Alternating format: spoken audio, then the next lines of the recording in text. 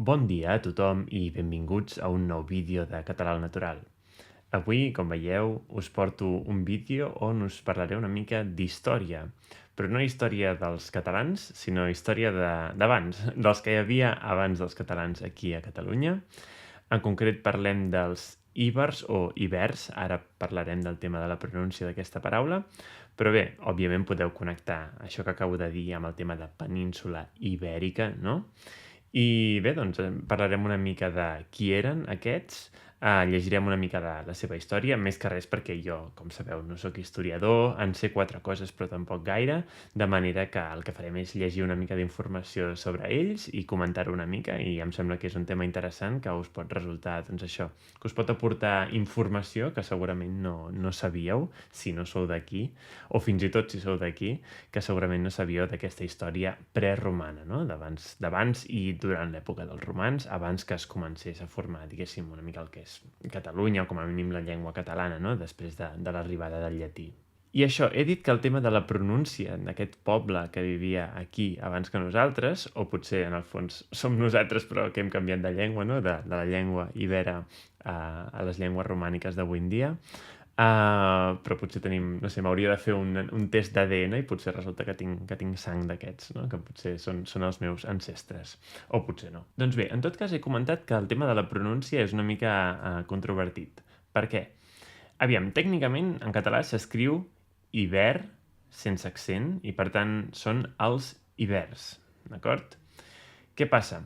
Que la veritat és que no ho diem així, d'acord? Ho diem amb la síl·laba tònica a la primera i, amb la qual cosa hauria de portar accent. Jo m'imagino que això és segurament un castellanisme, no? Perquè en castellà és íberos, los íberos, llavors m'imagino que en el fons això ho hem agafat del castellà, aquest canvi de la síl·laba tònica, però la veritat és que jo sempre he sentit íber, no hiver, i això és el que he sentit sempre i com ho dic jo si estic parlant normal. I clar, aquí tenia una mica el dilema de com ho diré jo en aquest vídeo, llegiré hiver o íber. Llavors, potser algú em criticarà aquesta decisió, però diré íber. Potser no és la forma més correcta o més acceptada i no és com s'escriu, però és com jo parlaria de normal, i em sembla que jo i pràcticament tothom, d'acord? Llavors em sembla molt estrany parlar d'una manera forçada que no representa la realitat de com parlem avui en dia, de manera que això diré íber, tot i que s'escriu sense accent, i en teoria la pronúncia original correcta hauria de ser hiver. Doncs bé, aquí heu estat veient aquest mapa, que és una mica un mapa de Catalunya. Bé, de fet, podeu veure les fronteres d'avui en dia, aquesta línia blanca. Doncs això, veieu que hi ha tots aquests noms, que ara els comentarem una mica, que eren les diferents tribus, per dir-ho així, que no eren, vull dir, tenien una societat prou avançada, ja eren civilització, vull dir que no és que fossin allò quatre primitius dins d'una cova, tenien ciutats i fortificacions i tal, i un sistema, diguéssim, econòmic, moneda, escriptura i tal, vull dir que ja eren civilització. Però bé, hi ha les fronteres d'avui en dia posades. Òbviament, ells no es limitaven al territori de Catalunya, perquè és que no, en aquella època aquestes fronteres no tenien cap mena de sentit, no? I per tant, de fet, els íbers ocupaven, ara us puc ensenyar una altra imatge.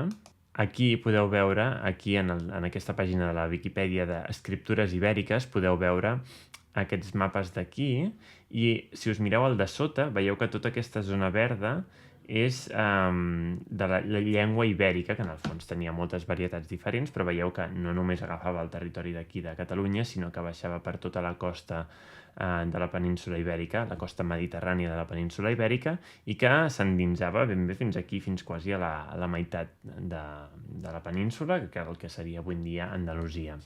De manera que no és una cosa exclusivament de Catalunya, I, de fet, aquí veieu que posa llengua celtibèrica, no? Vol dir que, en el fons, doncs, també hi va haver mescla entre aquests pobles i segurament entre els íbers i els celtes doncs, hi devia haver tot un espectre de, diguéssim, un continu, un espectre on estaven mesclats, no? En un costat més íbers que celtes i en l'altre més celtes que íbers. Però bé, tornem al mapa d'aquí que us estava ensenyant, que és del Museu d'Història de Catalunya, em sembla, el Museu Nacional d'Història de Catalunya. I bé, aquí veieu aquest mapa de Catalunya, veieu aquí les principals tribus i els puntets que surten aquí són tots els jaciments que s'han trobat avui en dia. Sí, veieu que n'hi ha bastants per tot el territori català. I què tenim? Si comencem pel nord, per aquí pels Pirineus, veiem aranosins. Ostres, s'assembla molt a la vall d'Aran, no? Quina casualitat. I aquí andosins, i resulta que estan aquí quasi a Andorra. I ceretans, de la Cerdanya, d'acord? Per tant, veieu que molts d'aquests noms que tenim avui en dia, no? Per la toponímia local, doncs venen fins i tot d'aquesta llengua ibèrica, I si anem baixant ens ho continuem trobant. Tenim aquí els bargosins, de Berga. Tenim els ausetans d'Osona. Què més tenim? I l'argets a Lleida. Per exemple, sabeu com es diu Lleida en castellà? És l'Èrida. I veieu aquest l'Er i l'argets, doncs és la mateixa arrel també, d'acord? Per tant, en el fons, Lleida ve d'aquesta paraula també. Què més tenim per aquí? Aviam, lacetans i indigets, ara mateix no els connecto amb res, no sé si es podria trobar alguna connexió. Laietans. A Barcelona hi ha un carrer relativament important, que és la Via Laietana. I bé, aquí veieu Cossetans i l'Arcabons, que ara mateix jo tampoc no ho connecto amb res. Bé, queda bastant clar que i l'Arcabons tindria la mateixa arrel que i l'Argets, sí?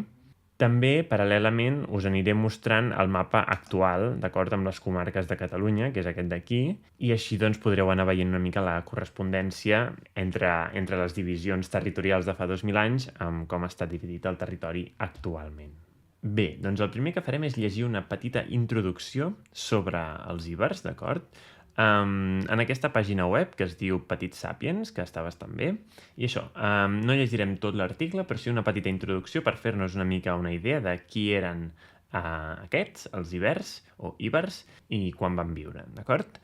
Llavors, bé, aquí ens diu els ibers, la primera civilització a casa nostra. I diu aquí, van ser la primera civilització nascuda a les terres de l'actual Catalunya gràcies a la influència dels pobles més avançats que van arribar pel mar i a través dels Pirineus. Els ibers van crear una cultura sorprenent. Els voleu conèixer millor? I aquí ens diu una cultura única. I aquí sí que, bé, tenim aquí aquesta imatge. Diu que el comerç va ser fonamental per al naixement de la cultura ibera. I ara doncs començarem a llegir aquests paràgrafs introductoris d'aquí, d'acord?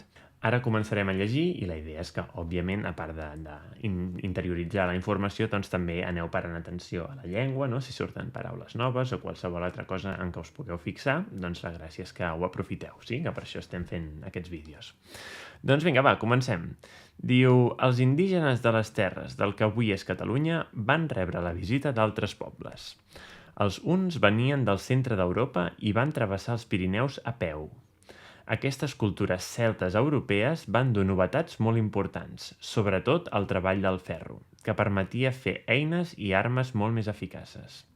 També van aprendre moltes coses amb les visites que els feien els comerciants grecs i fenicis, que tenien una cultura molt més avançada.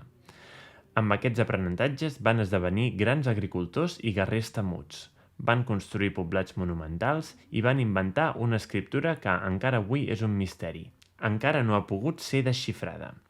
En aquest primer paràgraf, bàsicament ens diuen que la població d'aquí, no, local de la península Ibèrica, doncs es va anar desenvolupant gràcies a la influència de tribus indoeuropees, no, diguéssim, dels grups celtes que entraven des d'Europa a través dels Pirineus, van creuar a peu, i també de la influència dels fenicis i els grecs a través de l'arribada del comerç marítim, no?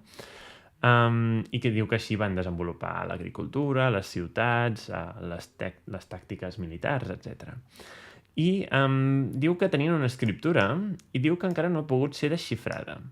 Això és cert i no és cert a la vegada. Passem un moment a parlar del tema de la llengua dels ibers, que és interessant. Un segon, aviam si ho trobo, que ho tinc per aquí a una d'aquestes pestanyes. Aquí. Doncs bé, veieu, bàsicament aquí teniu, en aquest segon mapa d'aquí, que us l'he ensenyat abans, oi? teniu tot l'abast de la llengua ibèrica, però òbviament no era una sola llengua, no devia ser un continu de dialectes que anaven canviant. I el que és cert és que aquesta llengua no l'hem desxifrat. És a dir, no sabem quin tipus de llengua era, no sabem quines característiques gramaticals tenia, no coneixem el seu vocabulari, d'acord? Però sí que hem trobat moltes inscripcions, d'acord? Inscripcions amb aquests alfabets que veieu aquí. Més o menys són dos alfabets molt semblants, ara us comentaré com funcionen. Dic alfabets, però no són del tot alfabets, ara us ho diré. Però bé, la idea és que l'escriptura, diguéssim, l'alfabet, per dir-ho entre cometes, sí que l'hem desxifrat. És a dir, sí que sabem cada símbol quin so representa, d'acord? Veieu, si anem aquest d'aquí, agafem-nos el segon, d'acord? Aquest d'aquí, que diu un signari ibèric nord-oriental dual. És interessant perquè en aquest tipus de sistema d'escriptura tenim alguns símbols que representen un so únic i alguns símbols que representen síl·labes. Llavors, veieu que per cada vocal tenim un símbol, sí? A, E, I, O, U. Veieu que aquí a la dreta, a la part més de la dreta tenim això, S, R, amb aquestes modificacions, L, M, N. Això són símbols consonàntics que representen una sola consonant i després tenim tota aquesta part d'aquí al mig que són síl·labes, d'acord? Per tant, aquí veieu que tenim G, K, B, D, T i aquí, doncs, a cada casella es creua una consonant amb una vocal, no? Per tant, què tenim? Que la G amb la A forma ga i seria aquest símbol, sí? I per tant amb la G tenim ga, ge, gui, go, gu, d'acord? Per tant tenim aquests 5 símbols que serien aquestes síl·labes, una mica com en japonès. Si heu estudiat japonès veureu que la idea és semblant. El mateix amb la K. Ka, ke, ki, ko, ku. Veieu que gu i ku es representen igual. De fet, si anem a l'alfabet de dalt, al sistema d'escriptura de dalt, que és no dual, signari, diu aquí, un signari, el que és no dual, veieu que entre la G i la K no feien diferència. Ga o K era el mateix, ge, ke era el mateix, gi, ki, go, ko, gu, ku, d'acord? Doncs això, segurament, purament perquè ja coneixien la paraula, ja sabien com ho havien de pronunciar, sí? De fet, també segurament no es guiaven en l'escriptura per parlar, ells parlaven i només de tant en tant escrivien alguna cosa, sí? Però bé, en tot cas, això, tenim aquestes síl·labes, i el mateix amb la B, amb la D i amb la T, sí? No? Ba, be, bi, bo, bu, da, de, di, do, du, ta, te, ti, to, tu. I per tant, sí que podem llegir una inscripció en llengua ibèrica, però no la podem entendre. Un exemple és, per exemple, la llengua que jo ara estic estudiant, el Bahasa Indonèsia, s'escriu en alfabet llatí, no? Per tant, si vosaltres, en principi, coneixeu l'alfabet llatí, no? La lletra A, la B, la C, la D, etc., vosaltres, si veieu una frase escrita en Bahasa Indonèsia, podríeu més o menys pronunciar-la prou correctament, perquè està escrit en alfabet llatí. Ara bé, no tindríeu ni idea de què està dient, no? Doncs això és el que ens passa amb l'Iber, que podem més o menys llegir fonèticament el que posa, però no tenim ni idea de què diu. Només algunes paraules molt concretes de topònims, de llocs, doncs en aquests casos sí que podem identificar, mira, aquesta paraula la podem llegir i a més sabem què vol dir, però amb la gran majoria de paraules no, i per tant no podem desxifrar la llengua perquè no tenim res amb què comparar-ho. Necessitaríem una mena de pedra roseta, no? Com es van desxifrar els jeroglífics egipcis, on hi hagués el mateix text escrit en Iber i en una altra llengua que sí que coneguem, no sé, en grec, en llatí o en una altra, d'acord? Llavors aquí sí que podríem començar a fer la comparativa, però això no es té. I bé, hem llegit aquesta primera introducció i aquí hi ha un segon paràgraf que ens diu tribus per a tots els gustos. Diu, però no us penseu que els ibers eren un sol poble. D'ibers n'hi havia de moltes menes i ni estaven units ni tots eren ben bé iguals. Parlaven la mateixa llengua, però hi havia una gran diversitat de tribus. Precisament, l'escriptura íbera que es feia servir al territori que avui és Catalunya tenia 28 signes, que eren una barreja de lletres i síl·labes. Els experts saben com sonava cada signe, però fins avui en dia no han pogut traduir els textos per saber què diuen. Mira, justament el que us estava explicant, d'acord? Ells mateixos ja especificaven més què volien dir amb això de que no va ser desxifrada. Doncs això, tot el que us acabo d'explicar, aquí ho han repetit, per tant no cal tornar-ho a explicar més. Aquí teniu també altre cop aquest mapa amb tots aquests noms que hem comentat. I baixant una mica més, aquest paràgraf d'aquí encara serà l'últim que llegirem d'aquesta web perquè em sembla interessant. Doncs diuen: el territori on vivien s'estenia al llarg de més d'un miler de quilòmetres a la costa mediterrània. Hi havia íbers des de l'estret de Gibraltar fins al riu Erau, a prop de Montpeller. Fa uns 2.600 anys, la cultura íbera ja estava formada del tot. Durant 6 segles van viure segons les seves creences i tradicions, van treballar la terra amb molta eficàcia i van guerrejar. Arreu del territori hi van construir petites viles i grans ciutats envoltades de muralles, i van comerciar amb els pobles més poderosos del temps. Finalment, fa uns 2.000 anys, la civilització romana els va engolir i van desaparèixer. Els voleu conèixer de més a prop? Doncs continueu llegint i sabreu quines eren les principals tribus íberes al territori que avui és Catalunya. Som-hi! Abans us deixem a sota el mapa perquè el visualitzeu a pantalla completa. Bé, doncs com veieu això, ocupaven bona part de tota la costa mediterrània de la península Ibèrica i diuen que com a mínim va durar uns 600 anys aquesta civilització. Diu que fa 2.600 anys ja estava formada del tot i diu que més o menys fa 2.000 anys va ser quan, diguéssim, van ser engolits, sí, engolits vol dir com empassats, se'ls van menjar, diguéssim, de manera metafòrica, els romans. I ara no parlarem de totes les tribus, perquè seria una mica pesat, però sí que podem llegir uns petits resums d'algunes d'elles, però ho farem a una altra pàgina web. Aquí ens comencen parlant dels ilergets, són interessants els ilergets, els de Lleida, però bé, començarem això per una altra pàgina web on hi ha un petit resum d'aquestes diferents tribus. Doncs bé, ara som a la web del Museu d'Arqueologia de Catalunya i aquí a l'apartat de la Ruta dels Íbers, d'acord? Doncs això és una cosa que podríeu fer, anar, diguéssim, per Catalunya visitant els diferents jaciments íbers que s'han trobat i que es poden visitar avui en dia. Molts estan organitzats així, hi ha visites guiades o estan una mica museïtzats per tal de poder-los visitar i conèixer millor la història, no? Doncs bé, aquí teniu aquest. La veritat és que em fa ràbia aquesta imatge d'aquí, que és molt interessant. No sé exactament d'on és i m'agradaria saber-ho. Si ho esbrino, us ho posaré pels comentaris. Però és que no hi ha peu de foto. M'haurien de posar un peu de foto, però no l'han posat. Aquest en concret no sé on és. Doncs bé, llavors, això, hi ha aquí diferents pobles, no els llegirem tots, com us he dit, però bé, potser els més interessants a comentar són aquests ausetans, que hem llegit que són els d'Osona, sí? Després també segurament llegirem el tema dels ilergets, aquests potser són els més interessants, i després també els indigets també, i els laietans, d'acord? I potser acabarem amb els lacetans. Tots aquests llegirem molt poqueta cosa, només un petit paràgraf, no entrarem en detalls, però bé, tots tenen coses curioses a comentar-ne. Abans de continuar, vull recordar-vos que podeu trobar la transcripció sencera i l'àudio en MP3 d'aquest vídeo i de tots els altres que pujo al canal a la plataforma de Patreon del projecte, l'enllaç de la qual el trobareu a la descripció d'aquest vídeo.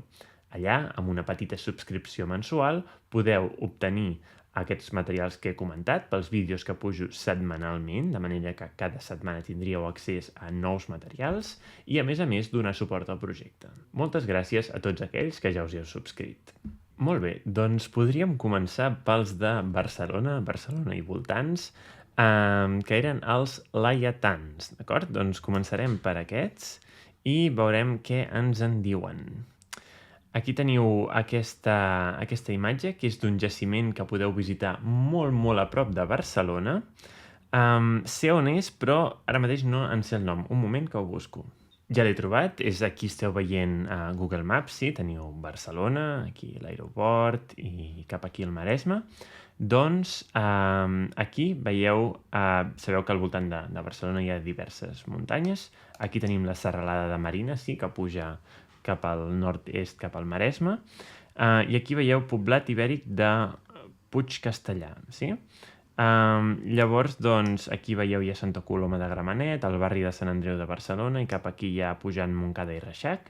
Doncs aquí, en aquesta muntanyeta, hi podeu trobar, si hi aneu, aquest poblat ibèric Puig Castellar, sí? Bé, aquí no hi ha gaires imatges, però bé, es veia molt millor a l'altra web que estàvem mirant, que era aquesta d'aquí, d'acord? Per tant, això, si viviu a Barcelona i teniu curiositat, podeu pujar-ho a visitar. Em sembla que està obert permanentment, vull dir que podeu pujar-hi en qualsevol moment, no s'ha de pagar res, i podeu, això, donar-hi una ullada, fer un cop d'ull i veure aquestes ruïnes antigues. Doncs bé, i què ens diuen dels laietans? Diu que els laietans s'estenien entre les terres que van des del Mont Negre fins al Garraf, en els territoris que avui són les comarques del Baix Llobregat, el Barcelonès, el Vallès Occidental, el Vallès Oriental i el Maresme. Si anem un moment al primer mapa que us havia ensenyat, veieu aquí laietans, sí? Aquí teniu el riu Llobregat, que és el que desemboca just al sud de Barcelona, aquí tindríem Barcelona. Tots aquests punts així més foscos, marró fosc, són tribus antics, diguéssim, jaciments laietans, sí? El que us he comentat, mireu, Puig Castellar, és aquest el que us he comentat. I bé, veieu que s'estenien des de Barcelona cap a l'interior i cap al nord, sí? Diguéssim, cap al nord i cap al nord-est. I les comarques que ens han dit, si anem al mapa de comarques, doncs tindríem aquí... Ui, es veu una mica petita, aviam si ho puc fer una mica més gran.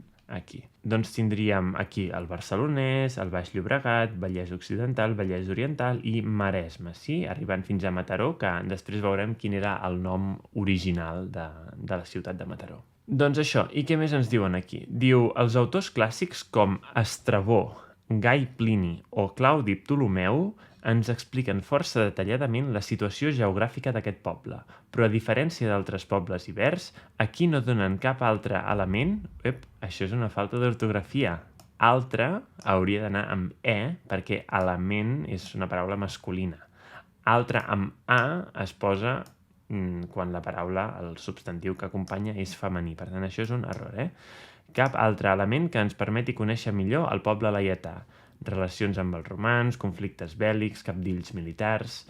Per tant, sembla que no en sabem gaires coses, tot i que sí que he llegit que feien bon vi, sabien fer vi. Diu, a Laietània hi havia assentaments de grans dimensions com Borriac, a Cabrera de Mar, i molts poblats fortificats, sovint dalt dels turons de les serralades litorals, i explotacions agràries a les terres baixes. Aquí també s'han deixat una...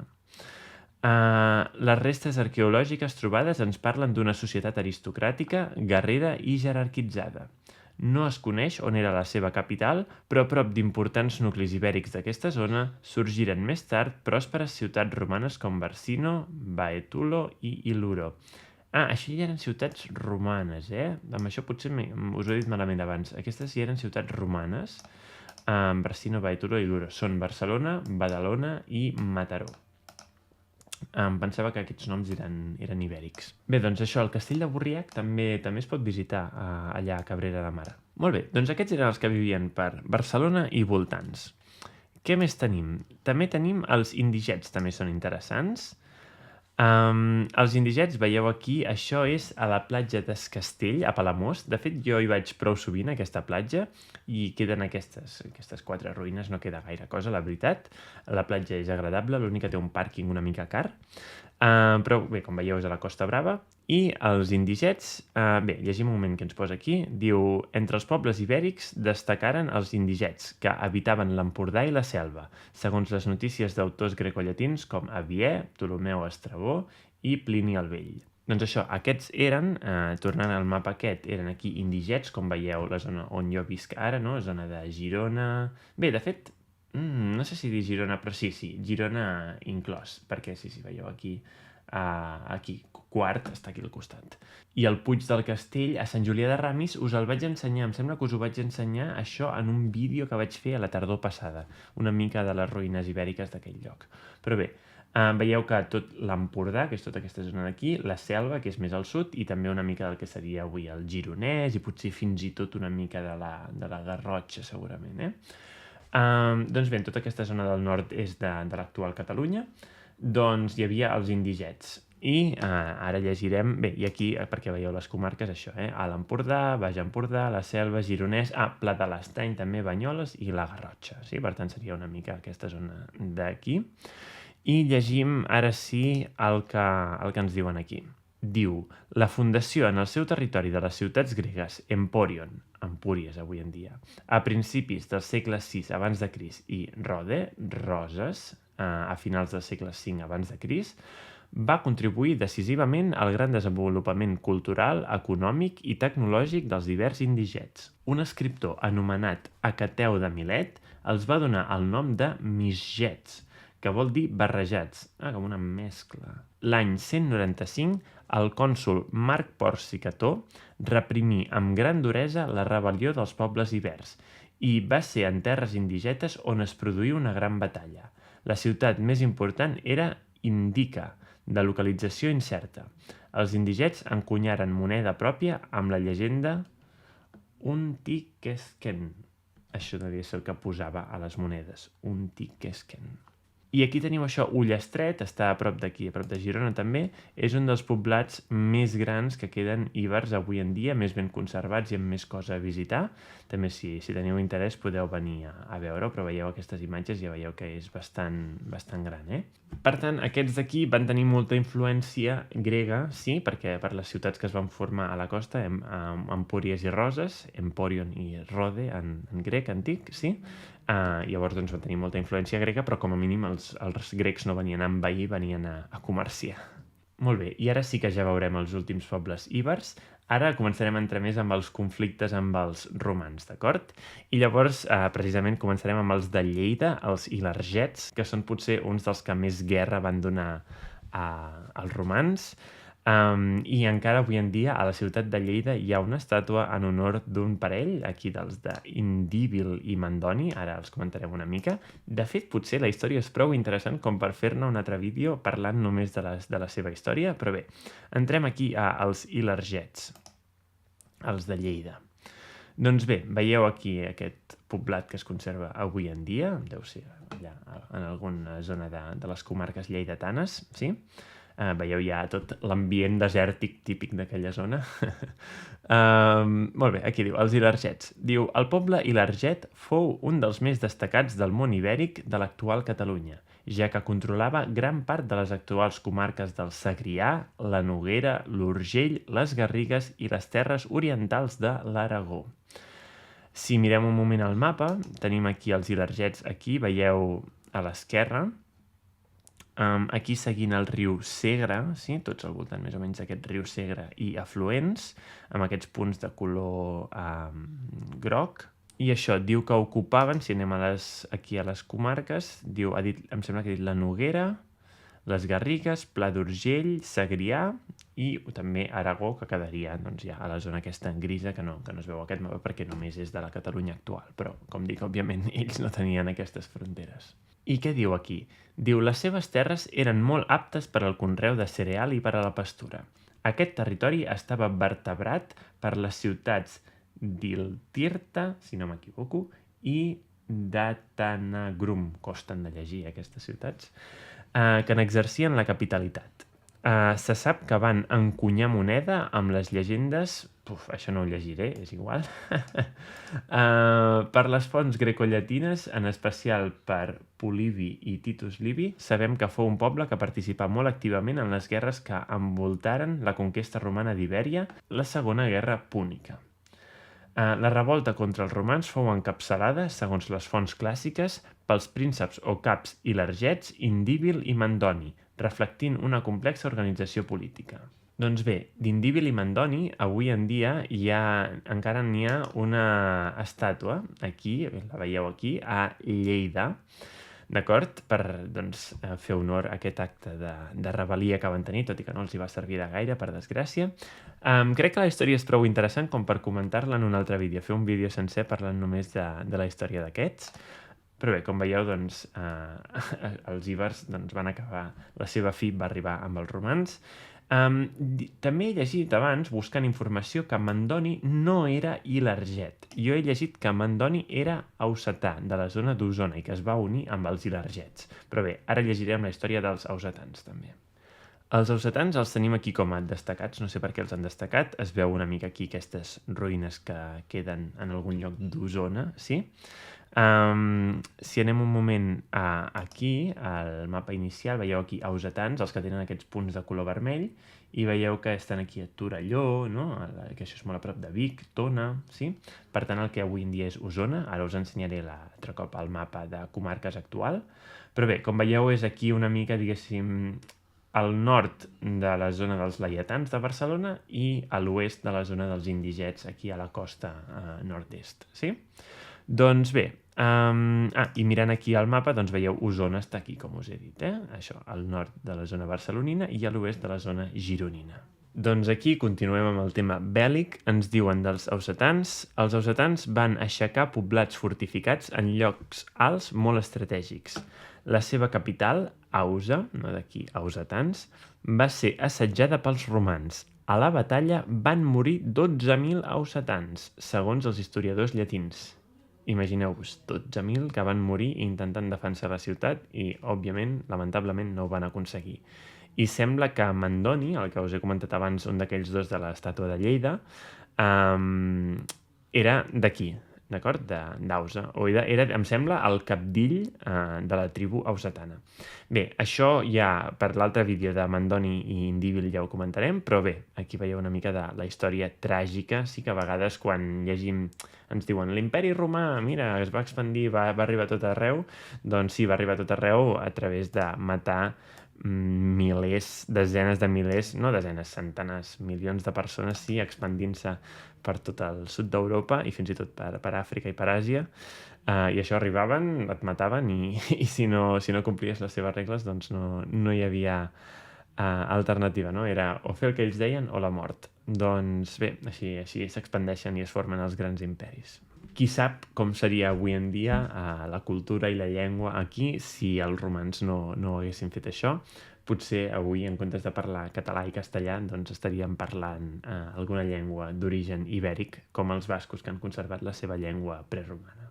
I bé, com us dic, ara sí que ja anem per acabar. Llegim l'última tribu i ja paro, que potser s'està fent pesat amb tanta tribu. Aquí, els lacetans. Aquí veieu també aquestes ruïnes interessants que tampoc... Ara mateix no sé dir-vos exactament d'on és aquesta imatge. Podem buscar un moment aquí lacetans, on són? Aquí, a l'interior, el que seria... Bé, ara segurament ens diran, mira, Manresa, Sallent, Montmajor, Solsona, d'acord? Per tant, aquí, comarques interiors de Catalunya. Aviam què ens diuen un moment... Aquí seria tot això del Bages, el Solsonès, sí, potser una mica també el Lluçanès, no sé si una mica de Berguedà, tot i que Berga ja no, perquè hem vist que hi ha aquí els bergosins, sí, de Berga. Però bé, aviam què ens en diuen. Epa, aquí. Diu, el centre del país dels lacetans correspon a la comarca del Bages, tot i que també es van estendre per l'Anoia, el Solsonès i la Segarra. Per tant, si mirem aquí, diu Bages, aquí, Solsonès, Anoia i Segarra. Per tant, serien aquestes 4 comarques d'aquí, més o menys. I diu, els lacetans s'establiren a la part central de Catalunya de forma que limitaven al nord amb els berguistans o bergistans, a l'est amb els ausetans i els laietans, al sud amb els sacetans i a l'oest amb els ilergets. Els lacetans es varen distingir per la seva forta resistència a l'ocupació romana, contra la qual lluitaren aliança amb altres pobles ibèrics com els ausetans o els ilergets. Foren sotmesos per Cató vers el 195 abans de Crist. Doncs això, veieu, aquesta data d'aquí, 195 abans de Crist, va ser una mica el que va marcar la fi d'aquests pobles. M'imagino que a partir de llavors ja amb l'ocupació romana doncs les llengües, amb la imposició del llatí, la llengua íbera va anar desapareixent i de mica en mica també la seva estructura de la societat, no? Va arribar doncs, l'estructura romana de l'imperi i doncs, de mica en mica tampoc no en conec la història concreta de com va anar passant tot aquest procés, però bé, es va anar perdent la cultura, la identitat i la llengua dels íbers. Aquí ens diu una cosa més que no hem llegit, que diu això de l'any 195 que sí que hem llegit, diu aquest cònsol és famós perquè va ordenar destruir totes les fortificacions íberes. Va ser la fi de la civilització íbera. Doncs sí, això que estàvem comentant. Doncs bé, amb això acabaríem una mica aquesta introducció als íbers. La veritat és un tema que trobo fascinant, interessant, i de petit els meus pares m'havien portat a veure poblats d'aquests i en aquella època la veritat és que no m'interessava gens, però ara sí que m'interessa molt més i tinc pendent revisitar-ne alguns. L'únic que he visitat recentment és aquest d'aquí del castell, de la platja d'Escastell de Palamós. Tinc pendent tornar a Ullastret, d'aquí també dels Indigets. Però bé, aquí ho deixem. Jo ja us dic, jo no en sé gaire del tema, d'acord? Tot el que us he dit és el poc que he anat llegint en aquestes pàgines webs. Per tant, jo m'he volgut limitar a llegir, d'acord? Perquè jo, com sabeu, no sóc historiador. Per tant, si voleu realment informació veraç, contrastada de tot això, doncs això, busqueu fonts d'informació adequades, d'acord? Per tant, jo l'únic que he fet és llegir totes aquestes webs. I res, espero que us hagi semblat interessant. Tota aquesta història potser ja una mica oblidada, no?, d'aquest passat, de tota aquesta regió del món, abans que arribessin els grans imperis, en concret el gran imperi romà, que va uniformitzar tot el sud d'Europa i per això ara s'hi parlen llengües romàniques, pràcticament només. I res, us animo a descobrir més coses sobre els ibers, a visitar alguns d'aquests poblats ibèrics que encara queden aquí, bé, en queden les restes només aquí a Catalunya i segurament també altres zones que no són de Catalunya, altres zones de la península ibèrica. Doncs bé, ara sí que ja ho deixo aquí. Espero que el vídeo us hagi semblat interessant. Si és així, podeu deixar-hi un like, com sempre, subscriure-us al canal si encara no ho heu fet i donar suport al projecte a través de la plataforma de Patreon si voleu obtenir també la transcripció i l'àudio en MP3, com sempre, per descarregar. I també em podeu seguir a Instagram per estar al dia de les últimes notícies del canal. Això seria tot per avui. Ens veiem a la propera. Apa!